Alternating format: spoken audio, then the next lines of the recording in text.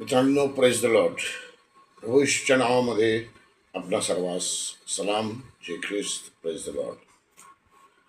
आपल्याला माहीत आहे की मागील विधानसभेच्या अधिवेशनामध्ये आणि त्याच्यापूर्वीच्या विधानसभा अधिवेशनामध्ये धर्मस्वातंत्र्य अधिनियम 2026 हे बिल मंजूर करण्यात आलेलं होतं. त्यानंतर राज्यपालांनी त्यावरती स्वाक्षरी करून मंजुरी देऊन ते राष्ट्रपतींकडे मंजुरीसाठी पाठवण्यात आलेलं होतं. मागील काही दिवसामध्ये राष्ट्रपतींची स्वाक्षरीही त्यावर झालेली आहे आणि ते बिल मंजूर झालेलं आहे. म्हणजेच धर्मस्वातंत्र्य अधिनियम 2026 हे जी दुरुस्ती करून त्यांनी ठेवलेलं होतं ती आता मंजूर झालेलं आहे आणि त्याचं कायद्यात रूपांतर झालेलं आहे. माझा हा व्हिडिओ बनवण्याचा उद्देश एवढाच आहे की हे बिल मंजूर झाल्यानंतर आपण हे बिल काय आहे, त्यामध्ये काय तरतुदी आहेत, धर्मस्वातंत्र्य आहे की धर्मांतर बंदी आहे. नाव जरी धर्मस्वातंत्र्य अधिनियम 2026 असं असलं तरी मुळात ते धर्मांतर विरोधी विधेयक आहे आणि आपल्याला ते नीटपैकी समजून घेणं गरजेचं आहे. आता सगळ्यात महत्त्वाची गोष्ट म्हणजे अशी आहे की आपण पहिल्यांदा समजून घेणं गरजेचं आहे की धर्मस्वातंत्र्य अधिनियम 2026 हे केवळ ख्रिश्चन समाजासाठी नाही. हे सर्व जे धर्म आहेत त्या सर्व धर्मांसाठी आहे. त्यातल्या तरतुदी या सर्व धर्मियांसाठी नक्कीच लागू आहेत. त्यामुळं ते केवळ आपल्यासाठीच बिल आहे असं समजण्याचं काहीही कारण नाही. कधी कधी आपल्याला असं वाटतं की हे बिल आमच्यासाठीच आहे किंवा फक्त ख्रिश्चनांना टार्गेट करून हे बिल तयार करण्यात आलेलं आहे, असं मुळीच नाही. जेवढं ते ख्रिश्चन धर्मियांना लागू आहे तेवढंच ते मुस्लिम धर्मियांना लागू आहे, तेवढंच ते बौद्ध धर्मियांना लागू आहे, तेवढंच ते हिंदू धर्मियांना सुद्धा लागू आहे. धर्मांतर करण्याची जी प्रक्रिया आहे त्या प्रक्रियेबाबत या बिलामध्ये सविस्तर अशा गोष्टी लिहिण्यात आलेल्या आहेत. मग ते धर्मांतर हिंदूमधून ख्रिश्चनांमध्ये असो, हिंदूंमधून मुस्लिमांमध्ये असो, मुस्लिमांमधून बौद्धांमध्ये असो, बौद्धांमध्ये हिंदूंमध्ये असो, कुठल्याही धर्मातून दुसऱ्या धर्मात जात असताना या तरतुदी सर्व लागू आहेत. याचा अर्थ इव्हन कोणाला घर वापसी जरी करायची असेल तरी पण त्यांना सर्व नियम लागू आहेत, हे लक्षात ठेवणं गरजेचं आहे.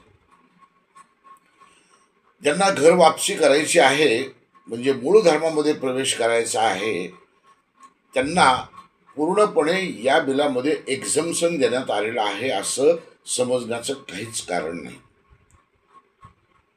ज्या वेळेला फोर्सफुली किंवा आमिष दाखवून किंवा ज्या काही तरतुदी या बिलामध्ये दाखवण्यात आलेल्या आहेत, नमूद करण्यात आलेल्या आहेत, त्यानुसार जर एखाद्याची घर वापसीही होत असेल तर त्यावरती देखील कार्यवाही करणं हे सरकारला अनिवार्य असणार आहे. कारण आता तो कायदा बनलेला आहे आणि कुठल्या एका विशिष्ट धर्मासाठी नाही. त्यामुळं जर आपल्या धर्मावरती, ख्रिश्चनांवरती अशा प्रकारचा अन्याय कुठल्या धर्मांकडून किंवा कुठल्या यंत्रणेकडून किंवा कुठल्या संघटनांकडून करण्यात येत असेल तर आपल्याला याबाबत ही आवाज उठवण्याची मुभा निश्चितपणे या बिलामध्ये देण्यात आलेली आहे. आता ज्याप्रमाणे जर एखाद्या व्यक्तीला ख्रिश्चन धर्म स्वीकारायचा असेल किंवा बौद्ध धर्म स्वीकारायचा असेल किंवा मुस्लिम धर्म स्वीकारायचा असेल तर त्यांना 60 दिवसाची नोटीस कलेक्टर ऑफिसला देणे बंधनकारक आहे. त्याचप्रमाणे घर वापसी करत असताना सुद्धा या प्रकारची तरतूद नक्कीच त्यामध्ये आहे आणि आपल्याला ती इम्प्लिमेंट करावी लागेल. कोणीही कुणालाही धापदपटशा दाखवून किंवा जबरदस्ती करून ना धर्मांतरित करू शकतो, ना कोणी त्याची घर वापसी करू शकतो. ही बाब आपल्याला नक्की लक्षात घेणं आवश्यक आहे. ठीक आहे, काही एखादा जेव्हा कानून बनतो किंवा एखादा कायदा निर्माण होतो, त्यावेळेला आपल्याला त्या कायद्याच्या चौकटीत राहून कोणतीही गोष्ट करणं गरजेचं आहे. आता त्यामध्ये धर्मांतर विरोधी असं नाव जरी दिलेलं नसलं तरी ते काही गोष्टी टार्गेट करून दिलेल्या आहेत. या आपण या बिलामध्ये अगदी स्पष्टपणे पाहू शकतो. परंतु आता ज्याप्रमाणे एखाद्या व्यक्तीला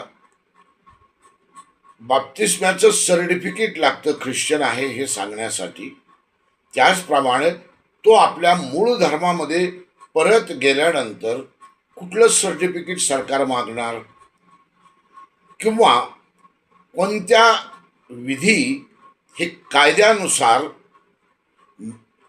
मान्य केलेले आहे सरकारनं, याबाबतची स्पष्टता या बिलामध्ये नाही आहे.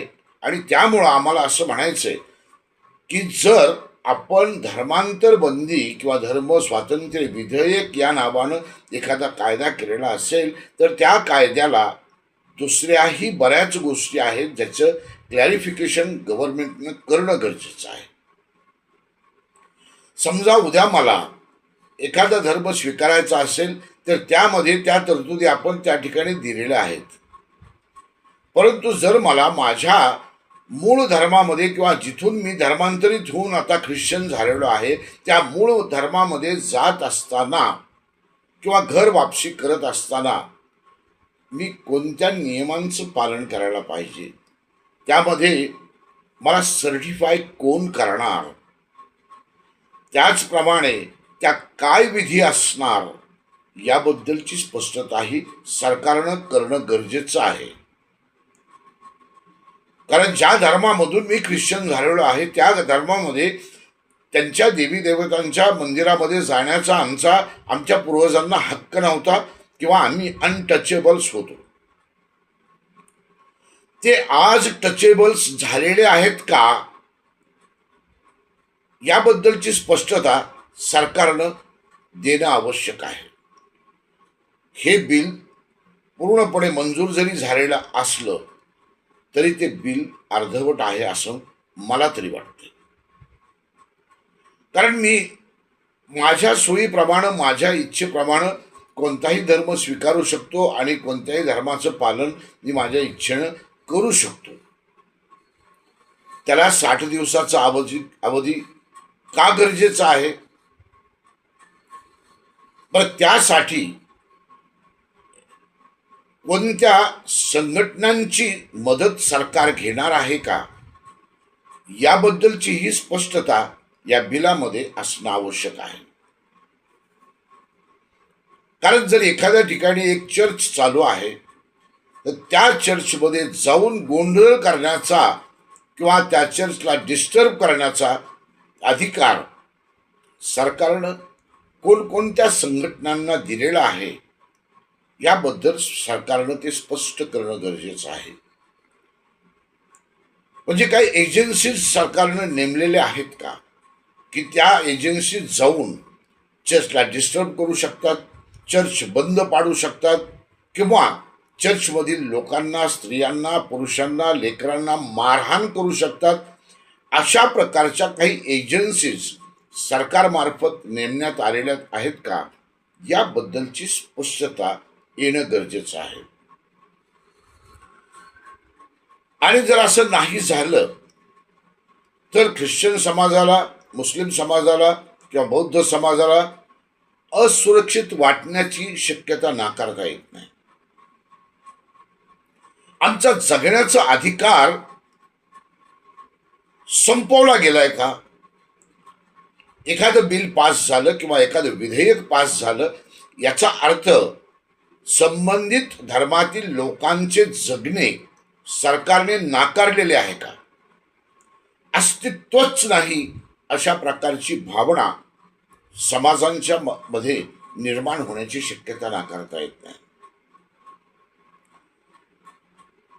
किमान सरकारनं एवढं तरी सांगणं जरुरी आहे, जाहीर करणं जरुरी आहे की जर अशा प्रकारचं उल्लंघन होत असेल नियमांचं, तर त्याची तक्रार फक्त आणि फक्त संबंधित व्यक्तींच्या नातेवाईका व्यतिरिक्त कोणालाही करता येणार नाही. याचा अर्थ स्पष्टपणे असा आहे की जे टोळकी सध्या ख्रिश्चन समाजाला टार्गेट करण्यासाठी चर्चेसमध्ये घुसत आहेत, यांच्यावरती आळा घालण्यासाठी याच बिलामध्ये काय तरतूद आहे याबद्दलची स्पष्टता सरकारनं देणं आवश्यक आहे. एखादा नियम निघाला तर त्या नियमामध्ये बसण्यासाठी ख्रिश्चन समाज सदैव तयार आहे. नियमांचं उल्लंघन कुठेही होणार नाही याबद्दलची काळजी ख्रिश्चन समाज नक्कीच घेईल. परंतु ज्याप्रमाणे मी सांगितलं त्याप्रमाणे सरकारने बाकीच्या ज्या अनावश्यक, भीतीदायक, जगण्यास मुश्किल करणाऱ्या ज्या बाबी आहेत, जे एलिमेंट्स आहेत, अशांवरती सरकार काय कार्यवाही करणार. एखाद्या व्यक्तीने एखाद्याचं धर्म परिवर्तन केलं तर त्याला 7 वर्षाची शिक्षा आहे, मान्य आहे आम्हाला. परंतु एखादा समाज शांततेने आपल्या प्रार्थनागृहामध्ये प्रार्थना करीत असताना त्यांना जाऊन मारणं किंवा त्यांचे जाऊन प्रार्थना डिस्टर्ब करणं किंवा त्यांना जाऊन भीती दाखवणं, यासाठी सरकारनं याच विधेयकामध्ये काय करायचं ठरवलंय हे स्पष्ट करणं गरजेचं आहे. कारण आम्ही आमच्या मंदिरामध्ये किंवा चर्चमध्ये किंवा गुरुद्वारामध्ये किंवा मस्जिदीमध्ये किंवा इतर धर्मियांच्या धर्मस्थळामध्ये ज्या वेळेला प्रार्थना करीत असतो त्यावेळेला आम्ही आमच्या देवाची उपासना करीत असतो. असे कोणते एलिमेंट्स आहेत जे विनाकारण येऊन धाक दपटशा दाखवून लोकांना मारहाण करून त्यांना जबरदस्ती कुठले तरी स्लोगन म्हणायला लावून मजबूर करीत आहेत, आणि या एलिमेंट्सवरती सरकार काय करणार आहे हे सन्माननीय देवेंद्र फडणवीस साहेब, जे महाराष्ट्राचे मुख्यमंत्री असून गृहमंत्री देखील आहेत, त्यांनी या गोष्टीची स्पष्टता करणं अत्यंत आवश्यक आहे असं मला वाटतं. तर आणि तरच जे समाज आहेत, ख्रिश्चन समाज असेल, मुस्लिम समाज असेल, बौद्ध समाज असेल किंवा इतर आणखी दुसरे समाज असतील, हे सुरक्षित स्वतःला समजू शकतील. अन्यथा दररोज आम्ही भीती बाळगून जगणार कसे. घरासमोरून एखादं टोळकं जर गेलं तर आमची झोप उडते. त्याचं कारण असं की आम्हाला शांतीनं जगता येत नाही, भीती निर्माण झालेली आहे. कोणतं टोळकं कोणत्या वेळेला येऊन आमच्यावरती हल्ला करेल किंवा आमच्या चर्चवरती हल्ला करेल हे आम्हाला माहीत नसतं.